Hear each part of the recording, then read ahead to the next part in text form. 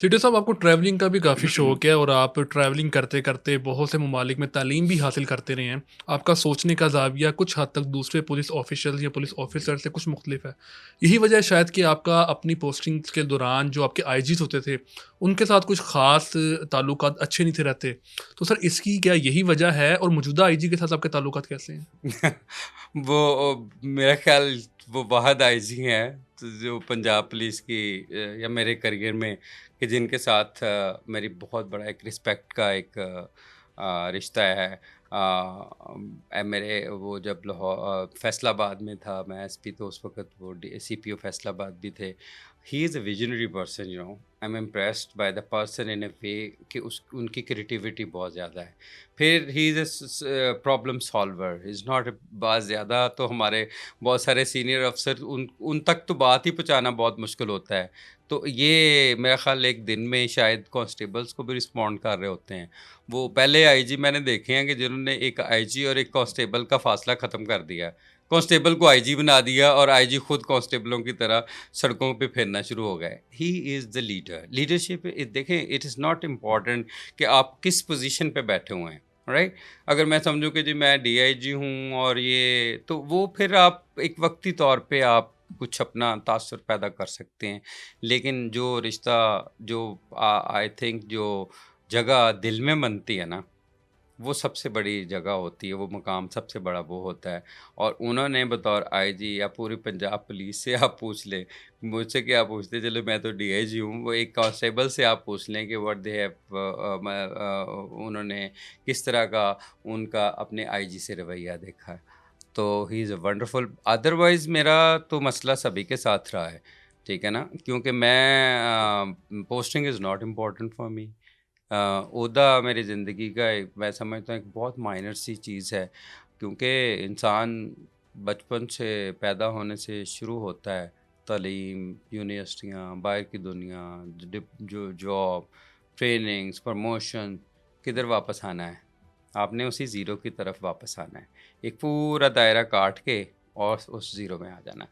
फिर मैंने अपने तजर्बे में ये भी देखा, टेक होम पॉइंट्स होते हैं ना ज़िंदगी में, तो मैंने देखा कि इंसान की ख्वाहिशात भी अगर महदूद हो ना, तो उसकी ज़िंदगी में बहुत आसानी रहती है। एक छोटा बच्चा रोता रहता है खिलौने के लिए कि मुझे ये चाहिए, मुझे अम्मा ये ले दो, वालिद ये ले दें, रोता रहता है खिलौनों के लिए। और फिर सारे घर वाले वालिदैन अपना सफ़ेद पोश भी होते हैं, अपने पैसे जमा करके भी बच्चे को चीज़ें ले देते हैं और वो खेलता-खेलता फिर सो जाता है उस खिलौने के साथ। तो इंसान हमेशा से बच्चा रहता है, तो उसकी जो ख्वाहिशात होती है ना, वो उसके लिए पहले तड़पता रहता है, रोता रहता है। जब वो उसे मिल जाती हैं, तो फिर उन ख्वाहिशात से, उन चीज़ों से, उन गाड़ियों से, उन बंगलों से, उन तमाम चीज़ों से खेलता-खेलता उस बच्चे की तरह सो जाता है। तो ये एक बहुत बड़ा एक मैं समझता हूँ कि पहलू है इंसान को, जो क्लैरिटी के साथ अगर समझ जाए कि आखिर को अव्वल करें और आखिर मौत है, इसको सामने रख लें। तो मुझे ये बताएँ कि आपको आईजी, आपको डीआईजी, आपको बड़ा बिज़नेसमैन कितना क बनने की ख्वाहिश रहेगी, मुझे ये बताइए। हम दोनों को अगर ये आइडिया हो जाए कि यार ये तो इज़ द लास्ट डे, कितनी ख्वाहिश रह जाएगी हमारी ज़िंदगी में, ठीक है? फिर हमारा फ़ैसला सारे का सारा इंसाफ़ के ऊपर होगा। हम समझेंगे कि यार ये अगर चंद एक दिन है या 1 दिन है, चंद एक घंटे हैं, तो फिर हम नाइंसाफ़ी किसी के साथ करेंगे, मुझे ये बताएँ। फिर आपको लोगों के साथ ज़्यादती करेंगे चंद एक घर बनाने के लिए, प्लॉट लेने के लिए। आप अपनी जॉब में नाइंसाफ़ी करेंगे गाड़ियाँ लेने के लिए। बीवियों को खुश करने के लिए, उनको सोना ज़ेवरात लेने के लिए आप मुल्क का टैक्स खाएँगे आप, मुझे ये बताएँ। जब ये पता चल जाए कि ये आखिरी दिन है। तो इसलिए आखिर को अव्वल करने से ज़िंदगी आसान हो जाती है। दूसरा जो पहलू है, वो ये है कि सबसे बड़ा इंसान का दुश्मन जो है ना, वो डर होता है, खौफ, फ़ियर। वो किसी ने कहा था कि the only thing we have to fear is fear itself. मैं कहता हूँ कि एक डर पैदा करो और सारे डर ख़त्म कर दो। एक अपने रब से डरो, क्योंकि इंसान की सिफ़्त में नहीं है कि वो हुक्मरानी करे। उसके कोड में नहीं है कि वो हुक्मरान बन सके, ठीक है? उसको पैदा ही नहीं हुक्मरान किया, उसको तो अबद पैदा किया है, बंदा पैदा किया। اور بندے کی خصوصیت کیا ہے؟ وہ خصوصیت اس کی سرنڈر کرنے میں ہے، بالکل ایسے ہی ہے. اس کی خصوصیت سبمشن میں ہے. اگر انسان اگر کہتا ہے کہ میں حکمران بن جاؤں اور میں آج کا حاکم ہوں، یہ سب سے بڑی مسٹیک ہے. میں سمجھتا حاکمیت ہوں صرف کہ اللہ انسان کی ہے. کی حاکمیت صرف اللہ اللہ کی کی ہے. ہے، انسان کی صرف اب سبمشن ہے. تو آپ نے دیکھا ہوگا کہ جتنے بھی بڑے بڑے حکمران آئے، سکندر اعظم جیسے، سارے کے سارے اس دنیا سے نیست و نبود ہو گئے، چلے گئے. کس کی ذات؟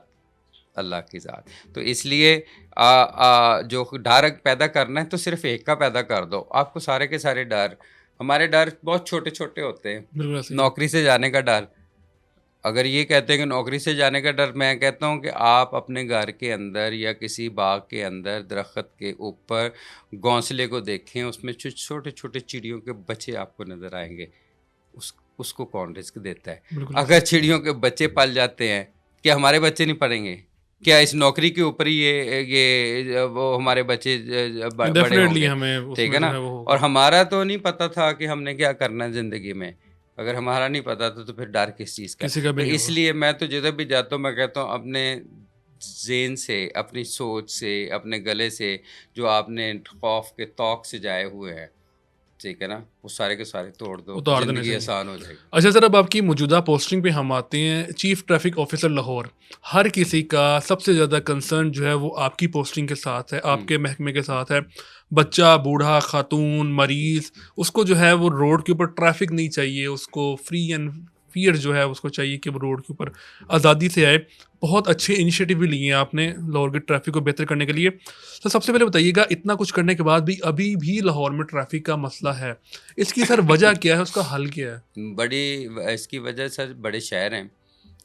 آپ لاہور نہیں، بڑے شہر دنیا کے جتنے بھی، ان کا ایک ہی کامن پرابلم ہوگا. اس لیے میرا خیال شاید ہمارے مذہب میں بھی بڑے شہروں کو اتنا پروموٹ نہیں کیا جاتا کانسیپچولی، ہے نا، چھوٹی آبادیاں، چھوٹے گاؤں. لیکن میرا یہ جو خیال ہے کہ یہ آپ پورے کے پورے گاؤں سارے کے سارے لاہور میں اپنی حویلیاں چھوڑ کے آ گئے، ٹھیک ہے نا، اپنے مکان چھوڑ کے آ گئے. اتنے بڑے بڑے کھلے کھلے مکان، جس کے اتنے بڑے بڑے سین، پھر ادھر آپ کے کھیت، کیا کرنے آ گئے بھائی؟ ٹھیک ہے نا. تو ادھر آ کے فلیٹوں میں زندگی آباد کر رہی، ٹھیک ہے نا. یہ بھی ایک سوشل بیہیویئر ہے. اور کہ جی میرا بچہ لاہور میں پڑھے گا جا کے تو وہ بڑا افسر بن جائے گا، کامیاب ہو جائے گا. نہیں، عبدالسلام کہاں سے پڑھا تھا؟ گاؤں سے. قدیر، ڈاکٹر قدیر کہاں سے پڑھا تھا؟ آپ کے تو سارے کے سارے سائنسدان، آپ کے اتنے بڑے بڑے جو آپ کے عالم فاضل، وہ کہاں سے پڑھے تھے؟ وہ اسکولوں سے، سرکاری اسکولوں سے پڑھے ہوئے تھے. آپ کے پاکستان کے جتنے ملٹری کے جتنے ہائی آفسرس ہیں، جو جنرلز ہیں، کہاں سے پڑھے ہیں؟ وہ سرکاری اسکولوں، ٹاٹوں کے اسکولوں سے پڑھے ہوتے ہیں. ہمارے بیوروکریسی میں جتنے بڑے آفسر اس وقت لگے ہوئے ہیں، سارے کے سارے سیکٹریوں سے پوچھے وہ کہاں سے پڑھے ہوئے ہیں؟ وہ اپنے گاؤں کے اسکول سے پڑھے ہوئے ہیں. یہ ایک اتنی بڑی مسکنسیپشن ہے جس کی وجہ سے آپ اربنائزیشن جو ہے وہ ہو رہی ہے. اور جب اربنائزیشن ہوتی ہے، اسپیس اتنی ہوتی ہے، اور آپ جو گرینڈ پلان ہوتا ہے اس کو آپ خراب کرتے ہیں. لیکن سر آپ دیکھیے نا، اسلام ہم نے آباد میں دیکھیں، پہاڑ کاٹ کے آپ اگر نئے پلازے بنائیں گے، نیچر بھی خراب ہوگی. You are tinkering with a grand plan. اسی طرح لاہور میں ہاؤ یو کین فورسی کہ یہاں پہ آپ ایک مشروم گروتھ بھی ہو سٹی کی، اور اربن پلاننگ بھی نہ ہو، ٹھیک ہے، اور اس کے بعد آپ ٹریفک بھی چاہتے ہیں کہ وہ موٹر وے کی طرح ہو. تو یہ ایک بیسیکلی ایک مسکنسیپشن ہے. جہاں پہ بہت زیادہ اربنائزیشن ہے، فار ایگزامپل آپ چائنا کی بات کریں تو 52 لینز کا ایک ہائی وے ہے شنگھائی چائنا میں، ٹھیک ہے، 52 لینز کا. Can you imagine 52 lanes? 52 lanes اگر موٹر وے کی ہوں؟ ایک سوچیں تھوڑا سا آپ پاز دے کے، رائٹ. تو وہ جو بڑے شہر ہوتے ہیں نا، تو پھر ان کی پلاننگ بھی اسی طریقے سے رسپونڈ کرتی ہے. آپ لنڈن سے اگر آپ یہ ٹرین نکال دیں تو مجھے آپ لنڈن میں گاڑی چلا کے دکھا دیں. گاڑی تو ابھی ویسے نہیں چلا سکتے آپ.